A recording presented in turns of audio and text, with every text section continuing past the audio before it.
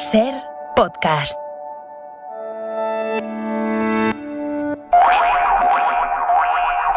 Y empezamos hoy hora 25 en Catania, frente a las costas de esa ciudad italiana. Está el Geo Barents, es el barco de la ONG Médicos Sin Fronteras que lleva a bordo a más de 200 personas, migrantes rescatados en las últimas 2 semanas, y no puede dejarlos en tierra, porque el gobierno de Italia se lo prohíbe, no les da puerto. Este fin de semana, igual que ha pasado con otro buque de una ONG alemana, este barco sí ha podido desembarcar a personas que se consideran vulnerables, niños, personas enfermas, algunas mujeres, pero el gobierno de Italia impide tocar tierra al resto de personas. Juan Matías Gil, buenas tardes. Hola, muy buenas tardes por usted. Usted es coordinador general de las operaciones de Médicos Sin Fronteras en el Mediterráneo y ahora mismo está a bordo de ese buque. ¿Cuál es la situación? Así es, bueno, la situación es muy tensa porque tenemos todavía 214 personas a bordo que no comprenden por qué otras con las que pasaron muchas experiencias que seguramente no son las mejores de recordar, como sus rutas hasta llegar a Libia y el tiempo pasado en Libia, distintos intentos de embarque, interceptaciones y volver a ese círculo de violencia organizado y sistemático, ven a un paso su destino y no lo pueden lograr. Entonces algunos han desembarcado, otros no, y no se lo podemos explicar. De hecho, nadie lo puede explicar porque tiene mucho sentido. ¿Cuántos días llevan así? Y llegamos, el primer rescate lo hicimos el 27 de octubre, entonces si no me equivoco, es el día 12. 12 días que muchos de ellos llevan a bordo. ¿Y hay riesgo de que la situación se descontrole, peligro para las personas rescatadas, para ustedes, incluso para la tripulación? Absolutamente. Hoy fue el día más difícil probablemente para la tripulación desde el primer rescate. Muchas tensiones a bordo entre ellos, tensiones también con nosotros, porque obviamente hay un quiebre en la confianza al ver que algunos han accedido a desembarcar, otros que no, y hoy hemos visto distintas personas tirándose al agua en un intento desesperado. ¿Cómo están gestionando ustedes el hecho de que Italia por primera vez haga esta diferenciación entre vulnerables y quienes considera que no lo son, a pesar de haber cruzado el Mediterráneo por sus condiciones de vulnerabilidad, por la vida precisamente vulnerable de la que escapan? ¿Cómo están gestionando esto ustedes? Bueno, sinceramente estamos empujando por todos los medios posibles para que se respete la ley del mar, que dice que las personas rescatadas vienen desembarcadas lo antes posible en un lugar seguro, sin distinción alguna. Entonces, bueno, esa es la presión que hacemos para que las autoridades cumplan con sus obligaciones. No es una elección, es una obligación que tienen. Entonces esperemos que se entre en razón y podamos desembarcar a todos para que estén a salvo. Porque ni siquiera ninguna autoridad italiana, europea, ha escuchado a estas personas para saber si tienen derecho a pedir asilo. No, los que han entrado a bordo es un equipo médico de la autoridad del Ministerio de Salud. Han hecho su screening clínico, obviamente muy superficial, porque en 4 o 5 horas han visto alrededor de 400 personas, con ningún psicólogo a bordo, y considerando la violencia que han sufrido en los últimos meses o años, obviamente tienen afectaciones muy profundas que no son visibles a los ojos. Entonces, ¿cómo se puede omitir, ¿no?, esta valoración de personas que tienen un alto grado de necesidad? Así que es probable que entre esas 200 y pico personas que tienen a bordo en el barco haya muchas que sí tengan derecho a pedir asilo en Europa y a las que se les esté denegando en este momento por la vía de los hechos. Exactamente, están a un paso de entrar al territorio, de pisar suelo italiano europeo. Italia ha firmado las convenciones de refugiados, entonces tiene que garantizar este derecho que, bueno, todos ellos tienen, ¿no? Por lo menos de preguntarles, ¿no?, de hacer esta valoración si están disponibles a pedir esta protección internacional. ¿Y qué van a hacer si Italia no da su brazo a torcer y sigue impidiendo que desembarquen todas esas personas? ¿Qué van a hacer? Bueno, lo tenemos muy claro como organización, y el comandante de la nave, que es el responsable final, que como decía antes, ¿no?, el rescate termina cuando los sobrevivientes son desembarcados en un lugar seguro. Estamos en un lugar seguro, entonces hasta que no lo logremos no nos moveremos. Juan Matías Gil, muchísimas gracias y mucha suerte. No, muchas gracias a ustedes. Griselda Pastor, corresponsal comunitaria. Buenas tardes, Griselda. Hola, muy buenas tardes. Sabes que esto lo cambia todo. Esta es la primera vez en la que un gobierno europeo hace esta diferenciación entre migrantes buenos, migrantes malos, migrantes vulnerables y el resto de los migrantes que se busquen la vida por el mar. Bueno, es la primera vez que lo hace dentro del agua, por decir así, y esta es toda una novedad, aunque la Comisión prefiere no decir nada, dice que no es su competencia y lo único que hace es celebrar que Italia deje bajar a los que quiera. And we welcome the fact that yesterday evening around 10 p.m. we had around 500 migrants. Queremos celebrar que hay cerca de 500 inmigrantes que ayer por la noche a las 10 pudieron tocar tierra, dice la portavoz, que no ha querido contestar si esto es legal, si responde a la ley, ni tan siquiera si responde al espíritu de la ley, que es lo que está diciendo el gobierno Meloni, con el problema que tener que desembarcar a los inmigrantes en puerto, tenerlo que hacer en un país del sur, obliga a controlar a los que llegan y obliga también a hacer la clasificación, que eso sí existe desde hace demasiados años, entre los que tienen derecho al asilo y los que se considera que no lo tienen. Los que tienen derecho al asilo se pueden repartir entre países UE, los otros tienen que ser devueltos. Esta es al menos la filosofía o el principio que se aplica hasta hoy, lo que quiere decir que en muchos casos los que no tienen derecho al asilo, que pueden ser mayoría, acaban quedándose en los países a los que llegan. Este es el gran problema y quizás la solución la acaba de encontrar vía preselección dentro del barco el gobierno Meloni. No lo sabemos, no hemos podido escuchar ninguna respuesta a este tema, hay que decirlo, ni en voz de los portavoces de la Comisión Europea, ni tampoco dentro de los responsables a nivel de Consejo de la Unión. Claro, pero hay un punto, Griselda, que es que aquí hay personas que probablemente tengan derecho a pedir asilo a las que nadie ha escuchado, no les han dejado poner un pie en tierra para recibir las garantías legales y de mera escucha de las condiciones de las que escapan para determinar si tienen derecho o no al asilo. Exactamente, no de momento, al menos es un derecho que no se puede negar a nadie. Hay que saber que este es un tema muy conflictivo desde hace muchos años, que no ha conseguido resolverse, que Italia por tradición y no solo ahora tenía la costumbre de devolver los barcos al mar mientras podía.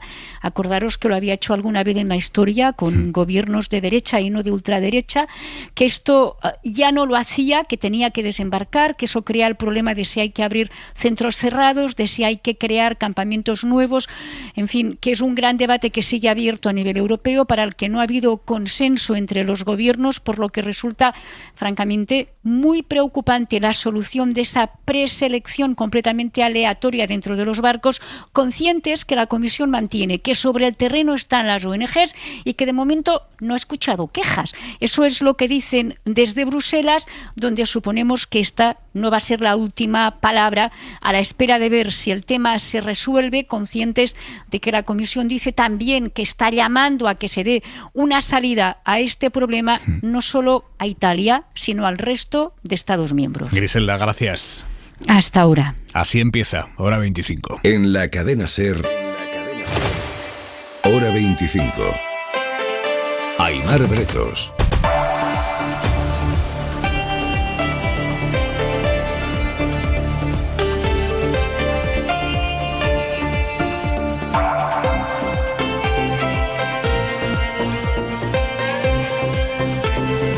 8:09 de la tarde, 7:09 en Canarias, y es noticia de ahora mismo. Se acaba de ampliar el confinamiento por el incendio que se ha declarado en una fábrica de azufre en el polígono de Constantí, en Tarragona. Un cambio en la dirección del viento ha empeorado la situación. Ahora mismo, además de los trabajadores del polígono, se ha confinado la zona del aeropuerto de Reus y de hecho se ha tenido que desviar un vuelo que iba a aterrizar en este momento. Tarragona, Eva Hidalgo, última hora. Los bomberos acaban de dar justamente ahora el fuego por estabilizado, por lo tanto en breve se levantará el confinamiento, donde hay básicamente industrias y alguna casa de campo aislada, no son núcleos habitados. También al aeropuerto se ha desviado este vuelo procedente de Dublín y se ha cortado de manera preventiva la circulación ferroviaria y las carreteras locales.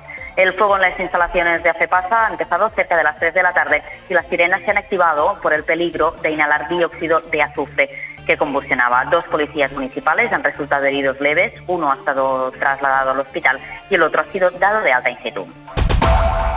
La crisis energética provocada por la guerra en Ucrania no puede ser una excusa para postergar los compromisos ni faltar a la palabra dada. Al contrario, ha de ser una motivación adicional para acelerar la transición ecológica. Y así lo entendemos desde España. Así también lo ha hecho Europa. Esto acaba de decir el presidente del gobierno, Pedro Sánchez, ante el plenario de la Cumbre del Clima que se está celebrando en Egipto. Antes de su intervención, Sánchez ha presentado junto a su homólogo de Senegal una iniciativa para hacer frente a la sequía que trae consigo el cambio climático. Es una alianza que han secundado ya en el marco de la Cumbre del Clima una treintena de países como Estados Unidos, China o Alemania. Javier Gregory, buenas tardes. Hola, buenas tardes. España va a aumentar en 30 millones de euros los fondos públicos destinados a luchar contra el cambio climático. Este es el anuncio que ha realizado en la Cumbre del Clima de Egipto el presidente del gobierno español.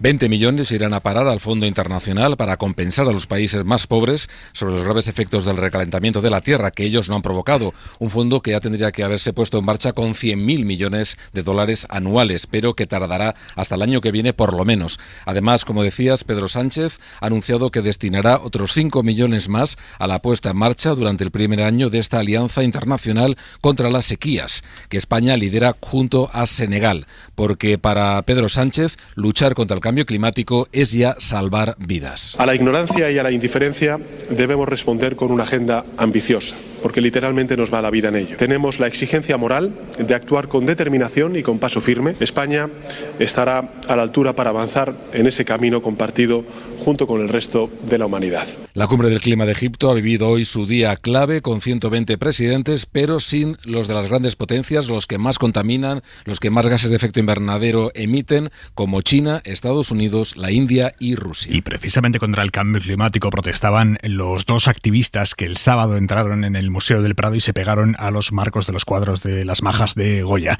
Ese día los detuvieron junto a dos periodistas que cubrían esa protesta. Hoy han quedado los cuatro en libertad, acusados de un delito contra el patrimonio histórico. Radio Madrid, Alfonso Ojea. La investigación inicial señalaba dos delitos, uno contra el patrimonio histórico artístico y otro de desórdenes públicos. Ahora, la titular del juzgado de guardia de Plaza de Castilla solo les imputa un ilícito penal contra el patrimonio, aunque la detención cautelar por parte de la policía ha durado 48 horas. Las tres mujeres y el hombre que participaron en esta acción causaron daños a los marcos de las dos Majas de Goya, pero las pinturas están intactas. Esa acción se desarrolló el sábado pasado con el objetivo de concienciar, según han explicado los detenidos, contra el cambio climático. Por eso, en la pared del museo pintaron con números el grado y medio que ha subido la temperatura global del planeta. Bueno, pues vamos a contarles que Feijóo ganaría las elecciones generales si se celebraran hoy y lo haría con más del 29% de los votos. En la última edición del barómetro de 40dB para la serie El País, en esta nueva edición, los socialistas mejoran levemente sus resultados, pero siguen 3 puntos por debajo del Partido Popular. Eso sí, se nota el desgaste de Feijóo al frente del PP. Si en mayo, hace 6 meses, el 52% de los españoles consideraba a Feijóo el líder más experimentado, ese porcentaje baja ahora al 35%. David Junquera, buenas tardes. Y no solo eso, buenas tardes. Aimar Feijóo, que hace medio año era señalado como el candidato más preparado, con más experiencia, inteligencia, buenas formas, ve caer todas esas valoraciones. Ahora en todos los atributos, salvo el de la preparación, es superado por Pedro Sánchez. La encuesta se realizó justo en los días en los que saltaron por los aires las conversaciones para renovar el Poder Judicial y siguen pintando un panorama muy complejo. Ninguno de los bloques sumaría una mayoría suficiente para gobernar. Vamos con la intención de voto. El PP sube, pero más despacio. El PSOE crece tras las últimas caídas, pero no lo suficiente para recortar distancia. 5 décimas ambos. Los de Feijóo ganarían con el 29,9% de los votos. Los socialistas siguen a 3 puntos, entre los que bajan Vox, 13,8, y Unidas Podemos, que se queda en el 11,3. Pueden consultar todos los datos en la encuesta en cadenaser.com.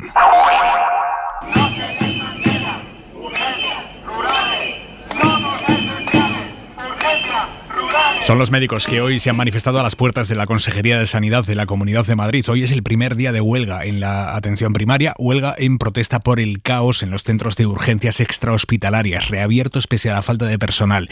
Tanto es así que el gobierno ha tenido que rectificar, el gobierno de Ayuso ha tenido que rectificar su plan para estos centros, lo que viene a confirmar, como decían los sindicatos, que no hay médicos suficientes para los 80 centros.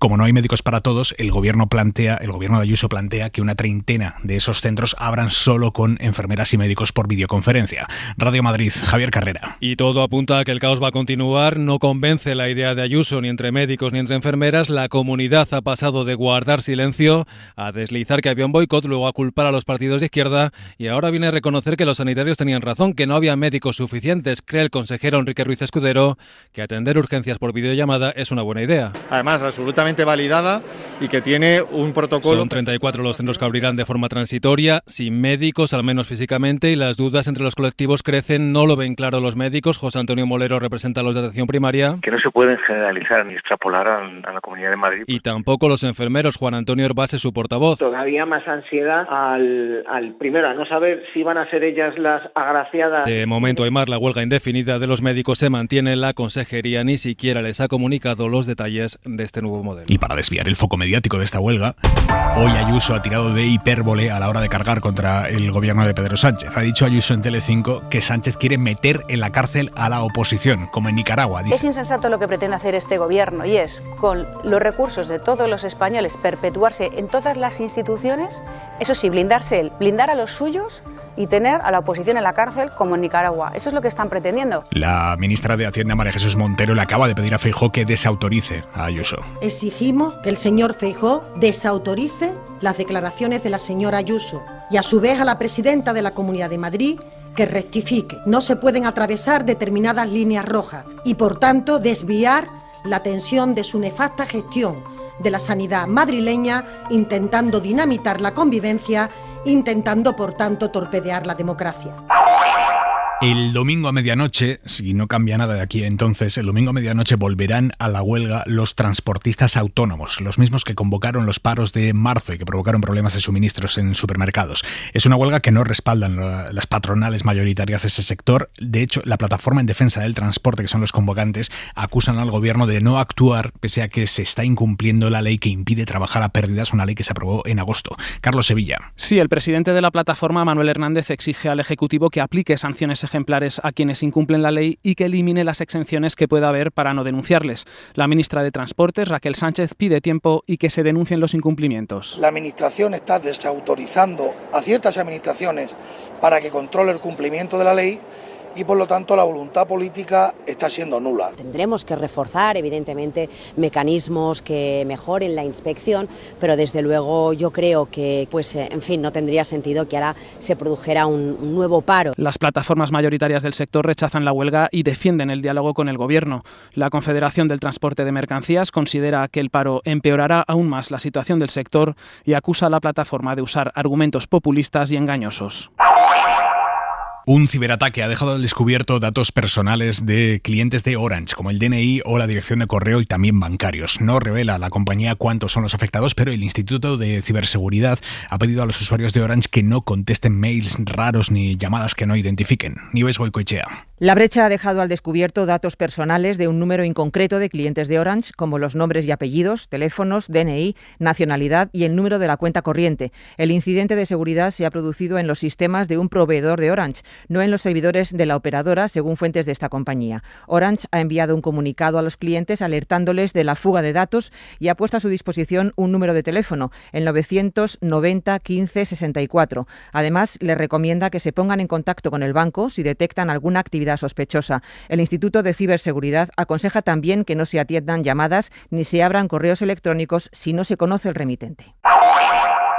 Si las facturas hacen que tu hogar sea todo menos dulce, es hora de recuperarlo. En Línea Directa te damos un precio imbatible en el seguro de hogar y las mejores coberturas. Ven directo a lineadirecta.com o llama al 917-700-700. El valor de ser directo. Consulta condiciones. Cuando quieres comprarte un coche, le das vueltas pensando, ¿y si elijo un compacto pero mañana necesito uno más grande? ¿Y si la gasolina sigue subiendo? ¿O si elijo un eléctrico y no hay suficientes puntos de carga? ¿Y si...? No le des vueltas. Llévate hoy un Skoda y decide en 4 años si lo cambias por otro. ¿Lo devuelves o te lo quedas? Aprovecha ahora nuestras condiciones. Infórmate en skoda.es. ¿No comerte ni un atasco? Es fácil. ¿Pagar menos por el seguro de tu moto? Es muy fácil. Vente a la Mutua con tu seguro de moto y te bajamos su precio sea cual sea. Llama al 91 555 5555. 91 555 5555. Mutueros, bienvenidos. Esto es muy fácil. Esto es la Mutua. Condiciones en Mutua.es. Adelántate al Black Friday con los tecnoprecios del Corte Inglés de un 15% en todos los electrodomésticos LG. O llévate un robot aspirador Rumba por 179 euros. Con financiación hasta en 12 meses y entrega incluso en 2 horas. Adelántate al Black Friday en el Corte Inglés y llévate ya todo lo que te gusta con los mejores precios y ventajas. Financiación ofrecida por Financiera El Corte Inglés y sujeta a su aprobación. Consulta condiciones y exclusiones en elcorteinglés.es. Y nos queda la mirada de Xavier Vidal Folk. Todos los organismos y gobiernos sensatos se proponen gravar o ya graban los beneficios caídos del cielo, es decir, que no son consecuencia de multiplicar el esfuerzo de gestión, las inversiones productivas o la innovación. Por ejemplo, los actuales de las gasistas y petroleras. Hoy ha sido el secretario general de Naciones Unidas, el portugués António Guterres, en la cumbre del clima que se celebra en Egipto. Redirijamos el dinero a las personas que luchan con el aumento de los precios de los alimentos y la energía y a los países perjudicados por el cambio climático. Ha exhortado a los representantes de casi 200 gobiernos que estaban presentes. El penúltimo fue el presidente norteamericano Joe Biden, que aún fue más duro. Acusó a las petroleras de sacar provecho de la guerra y les conminó a no repartir más dividendos, sino a invertir más y mejor. Veremos lo que ocurre mañana en las elecciones parciales que auguran un mal resultado para sus demócratas, lo que les complicaría poner en marcha el impuesto prometido. Casi no es siquiera un asunto de política fiscal, sino de decencia. Las petroleras y gasistas de todo el mundo obtendrán unos 2 billones con B de Barcelona, de euros, de beneficios extras este año gracias a la espiral de precios agravada por la guerra de Ucrania. Son datos de la Agencia Internacional de la Energía. Hay quienes no están a favor de gravar esos beneficios, o quienes, avergonzados de sí mismos, callan o se escudan en las instituciones de las que forman parte, o aún salmodian por lo vaginis que lo que hay que hacer es rebajar impuestos. Miren a su derecha y acertarán. Suscríbete a Hora 25. Todos los episodios y contenidos adicionales en la app de Cadena SER y en nuestros canales de Apple Podcast, Spotify, iVoox, Google Podcast y YouTube. Escúchanos en directo en la SER de lunes a viernes a las 8 de la tarde.